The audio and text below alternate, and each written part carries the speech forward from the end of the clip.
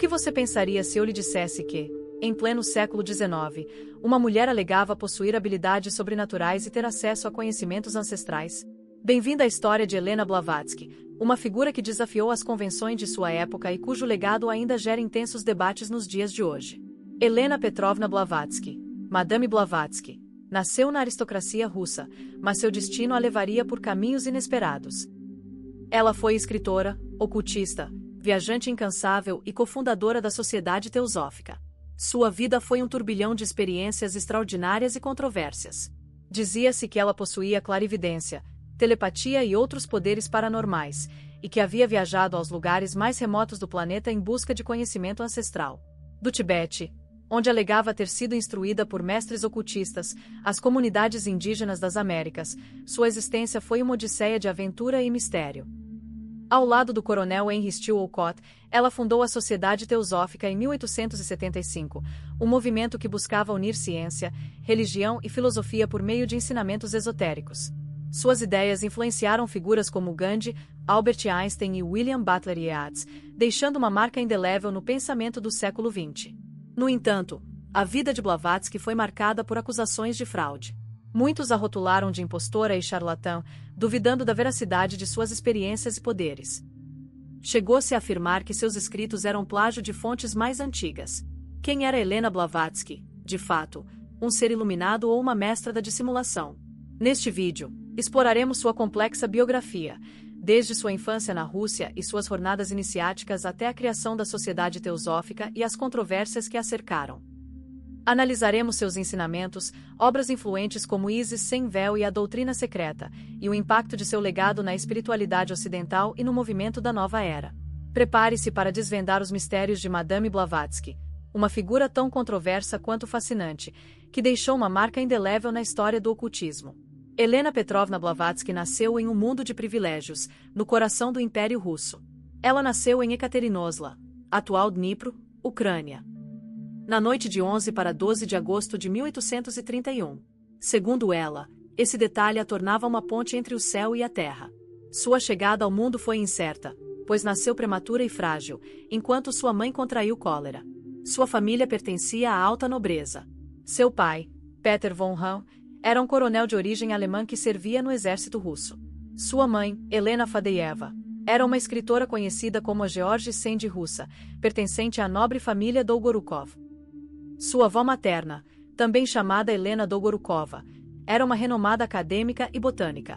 Assim, Helena cresceu cercada por intelecto e tradição nobre. Desde a infância, Helena demonstrava uma personalidade rebelde, travessa e imaginativa. Ela não se encaixava nos papéis femininos típicos de sua época. Era atraída pelo ambiente militar e preferia a companhia dos criados às formalidades sociais. Era sonâmbula, criava mundos de fantasia e dizia-se que possuía habilidades psíquicas. Algumas histórias sugerem que ela podia mover objetos com a mente, embora essas afirmações sejam inverificáveis.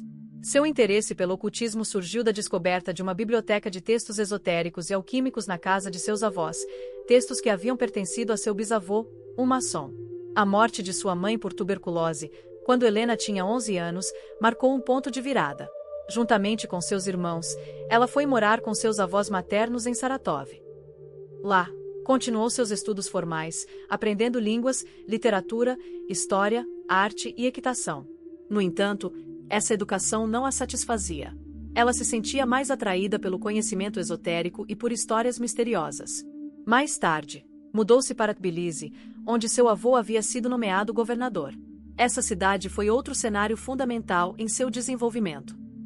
Em 1849, aos 17 anos, Helena casou-se com Nikifor Vladimirovich Blavatsky, um homem de 40 anos, vice-governador da província de Yerevan, na Armênia. A cerimônia ocorreu em 7 de julho de 1849, e o casal mudou-se para o Palácio Sardar. Contudo, Helena recusou-se a consumar o casamento e achou a vida na fortaleza insuportável. Após várias tentativas frustradas de fuga, apenas 3 meses depois do casamento, Helena fugiu a cavalo, atravessou as montanhas e retornou para a casa de seus avós em Tbilisi. Essa fuga marcou o início de uma série de viagens ao redor do mundo. Sua família a enviou para Odessa para se juntar ao pai, mas Helena, com grande determinação, subornou o capitão de um navio em Kerch e chegou a Constantinopla. Esse evento marcou o início de 9 anos de viagens, possivelmente financiadas por seu pai. Embora o casamento tenha sido um fracasso pessoal, Helena manteve o sobrenome Blavatsky para sempre. Durante essas primeiras viagens, Helena explorou a Turquia, a Grécia, o Egito e outros países. Ela viajou para várias partes do Oriente Médio. Mergulhou em diversas culturas, encontrando xamãs, gurus, feiticeiros, espiritualistas, médiums, yogis e hipnotizadores. Também fez amizade com artistas, nobres e estudantes. Em algumas viagens, foi acompanhada por Albert Halson, um naturalista e explorador americano interessado em esoterismo. Esses encontros foram fundamentais para seu desenvolvimento espiritual e visão de mundo.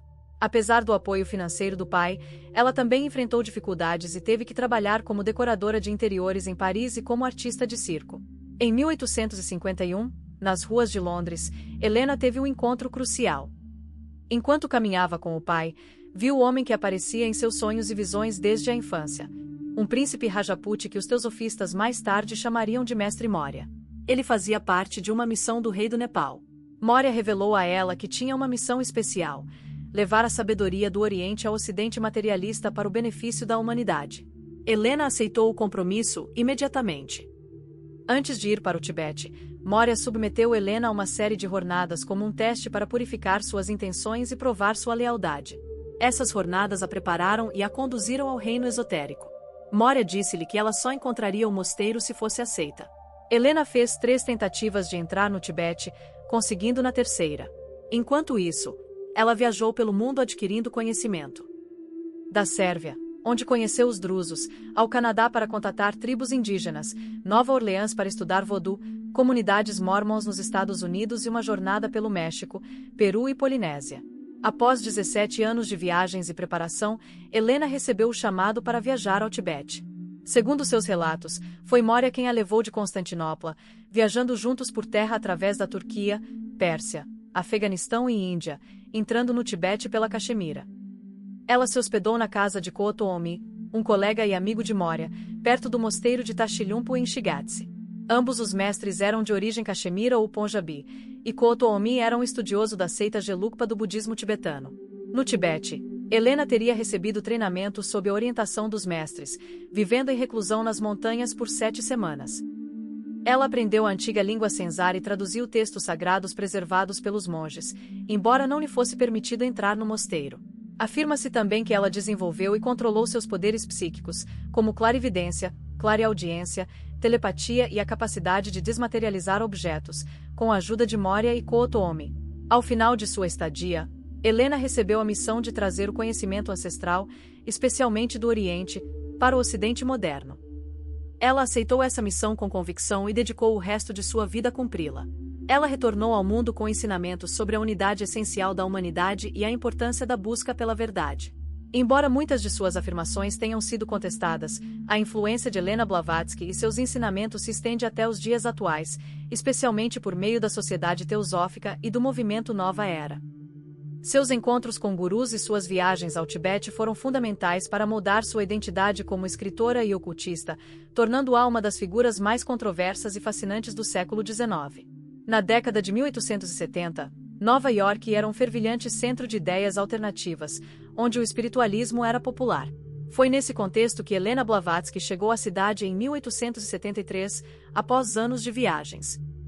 Ela buscava provar que os fenômenos espiritualistas eram reais, mas acreditava que as entidades contatadas não eram espíritos dos mortos, mas sim elementais travessos ou invólucros dos falecidos.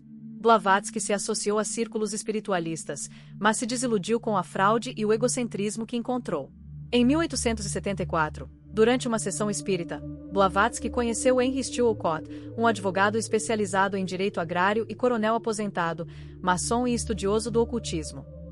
Eles se conectaram imediatamente e decidiram trabalhar juntos. Estabeleceram-se em Nova York, em apartamentos decorados com animais taxidermizados e imagens espiritualistas. Para disseminar suas ideias, fundaram o Clube dos Milagres, um espaço para palestras esotéricas.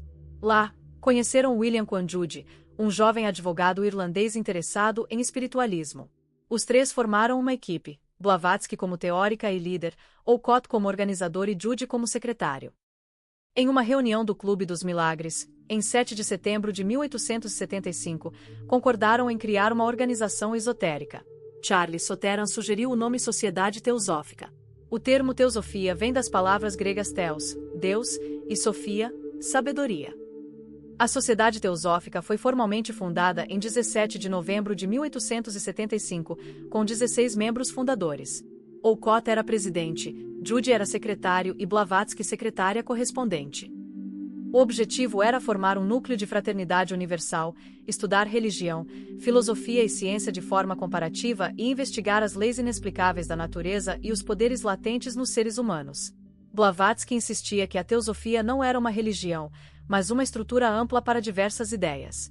A Sociedade Teosófica foi fundada com 3 objetivos principais: formar um núcleo de fraternidade universal, estudar comparativamente religião, filosofia e ciência e investigar os poderes latentes na humanidade. Esses objetivos refletiam o desejo de sintetizar ciência, religião e filosofia. Blavatsky e Olcott transferiram a sede da sociedade para Adyar, na Índia, em 1878. A sociedade se expandiu rapidamente, especialmente na Índia, impactando o movimento de independência e o ressurgimento do orgulho cultural hindu. Após os primeiros anos em Nova York, Blavatsky e Olcott transferiram sua sede para a Índia, que consideravam a fonte da sabedoria ancestral. Chegaram a Bombaim em fevereiro de 1879. Na Índia, foram recebidos com festividades por membros da Arya Samaj, um movimento reformista hindu. Blavatsky se estabeleceu em um bairro local, convivendo principalmente com indianos, e não com a elite britânica. Na Índia, ela contratou um menino Gujarati de 15 anos, Vallabha Babula Bula, como criado. Suas atividades eram monitoradas pela inteligência britânica, que suspeitava que ela estivesse trabalhando para a Rússia. Em abril, Blavatsky levou Olcott, Babula e o amigo deles, Mohita Kersey, às cavernas de Karla, alegando que elas continham passagens secretas para um local subterrâneo onde os mestres se reuniam. A Sociedade Teosófica cresceu rapidamente na Índia, estabelecendo filiais por todo o país e atraindo figuras proeminentes. Também estabeleceu laços com a Arya Samaj. Blavatsky e Olcott viajaram para o norte, até Rajputana, onde conheceram o Sannyasin e viram o Taj Mahal. Em julho de 1879, eles começaram a publicar a revista mensal *De Theosophistes*, que se tornou um importante canal para a disseminação das ideias teosóficas. Um teosofista chamado Damodar Kamavalankar introduziu a ideia de se referir aos mestres como Mahatmas. Em dezembro, eles visitaram Alfred Percy Sinnett, editor do *The Pioneer*, um importante jornal, que também era um entusiasta do espiritualismo. A correspondência de Sinnett com os Mahatmas resultou em 2 livros que aumentaram o interesse pela teosofia. Em 1880, Blavatsky e Olcott foram convidados ao Ceilão por monges budistas. Lá, ambos se converteram formalmente ao budismo, aparentemente os primeiros americanos a fazê-lo, recebendo os 5 preceitos em uma cerimônia em maio de 1880. Sua mensagem elevou a autoestima dos nacionalistas singaleses. A teosofia não era popular entre os missionários cristãos e a administração colonial britânica. A imprensa de língua inglesa na Índia era quase unanimemente negativa. Blavatsky mudou-se para um bangalô em um elegante bairro de Bombaim, mais acessível aos visitantes ocidentais. Em 1884, ela foi acusada de produzir fenômenos paranormais fraudulentos por 2 membros do grupo em Adyar, Alexis e Emma Coulombe. A Sociedade de Pesquisa Psíquica de Londres enviou Richard Hodgson para investigar. Seu relatório, publicado em 1885, afirmava que Blavatsky era uma das maiores impostoras da história e até mesmo uma espiã russa. Embora esse relatório tenha sido posteriormente desacreditado, o dano à sua reputação foi significativo. Em 1885, com a saúde debilitada, Blavatsky deixou a Índia e retornou à Europa. Em Londres, Blavatsky encontrou um novo círculo de seguidores. Apesar da saúde frágil, dedicou-se incansavelmente à escrita e à disseminação de suas ideias. Inicialmente, residiu em Upper Norwood, mais tarde, na casa de teosofistas Bertrand Keighley e seu sobrinho Archibald, em Holland Park. A Sociedade Teosófica havia crescido rapidamente, com mais de 100 filiais em todo o mundo, mas surgiram conflitos na Europa sobre sua administração. Na Inglaterra, Blavatsky fundou a revista Lucifer *, um importante veículo para seus ensinamentos, embora seu nome tenha causado controvérsia. Ela contou com o apoio de discípulos que a ajudaram a transcrever e editar seus manuscritos. Em Londres, Blavatsky dedicou-se a concluir sua obra-prima, A Doutrina Secreta ***. Esta obra monumental, uma revisão e expansão de Isis sem véu ***, explorou a cosmologia, a evolução e a origem da humanidade a partir de uma perspectiva esotérica e comparativa. Ela a escreveu com urgência, temendo morrer antes de terminá-la. Os 2 primeiros volumes foram publicados em 1888, e o terceiro foi uma compilação póstuma de suas palestras e artigos.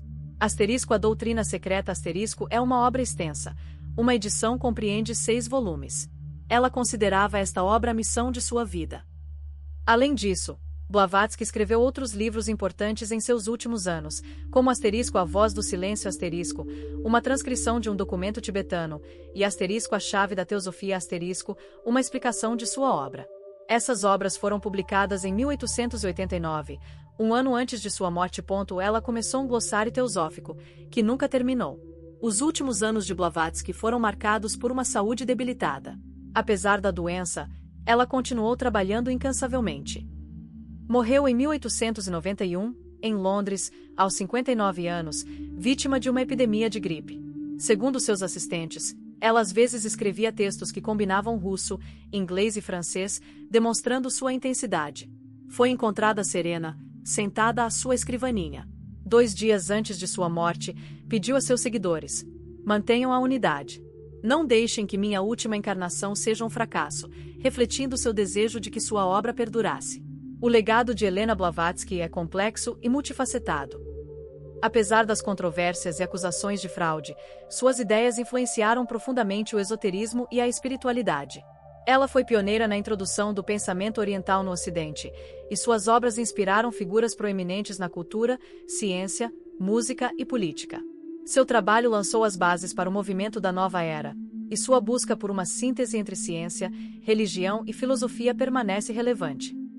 Sua influência também se estendeu ao movimento de independência indiano e a figuras como Mahatma Gandhi. Embora sua figura ainda seja objeto de debate, seu impacto na história do pensamento é inegável. Suas ideias influenciaram o movimento Nova Era, que engloba práticas como yoga, astrologia e dietas naturais. Carl Jung, o fundador da psicologia analítica, disse que, quando aprendemos com nossos ancestrais, lhes damos vida. A obra Nova Acrópole ajudou os russos a reconhecerem a importância histórica de Elena Blavatsky. A vida de Elena Blavatsky foi uma jornada extraordinária, marcada pela busca da verdade e da sabedoria. Seu legado permanece vivo nas ideias que ela disseminou e na inspiração que proporcionou às gerações subsequentes. Sua vida é um convite à reflexão e à busca por um conhecimento mais profundo, além do tangível, e um lembrete de que a verdade não se limita a uma única opinião. Da fundação da Sociedade Teosófica à inspiração do movimento Nova Era, as ideias de Blavatsky deixaram uma marca indelével na história. Sua visão de uma humanidade unida, a importância do autoconhecimento e a busca pela sabedoria são tão relevantes hoje quanto eram em sua época. Seu legado nos lembra que o conhecimento é um caminho para a liberdade e que a verdade é um tesouro que vale a pena buscar. Se a história de Elena Blavatsky inspirou você a explorar esses temas mais profundamente, convidamos você a mergulhar em suas obras. Livros como A Doutrina Secreta, A Voz do Silêncio e A Chave da Teosofia são portais para um universo de conhecimento. Para compreender plenamente a linguagem que Blavatsky falava, convidamos você a explorar o primeiro nível da Nova Acrópole, onde as antigas tradições que ela reverenciava são estudadas. A Voz do Silêncio é um ótimo ponto de partida para a leitura de Blavatsky. Se você gostou deste vídeo, inscreva-se em nosso canal para não perder nenhum conteúdo sobre história, filosofia e espiritualidade. Dê um gostei se achou este vídeo interessante e compartilhe com seus amigos. Seu apoio é essencial para que continuemos criando conteúdo de qualidade e divulgando conhecimento sobre figuras importantes como Elena Blavatsky.